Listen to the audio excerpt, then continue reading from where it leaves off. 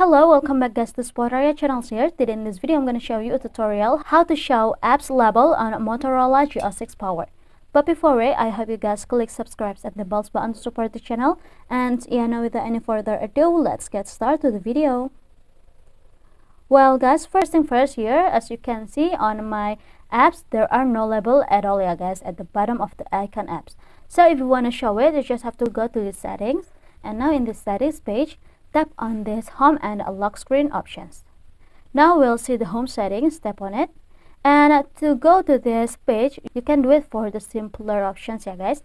At this home screen, you just have to tap and press for a second and it will be a pop-up. Go to the last option, which is home settings. And yeah, this is the page that we opened before. So if you want to show the label, go to this app label, and you can choose for the label that you want to use. It's gonna be one row or two rows. For example, here I'm gonna use the 2 rows, and yeah, it will be set automatically, yeah, guys. We can check it first. Go to this home screen, and as you can see, there are a label at the bottom of the icon apps. So yeah, I think it's enough. Thank you guys for watching this video. Don't forget to leave your like and comments below, and I'll see you soon on the next one. Goodbye.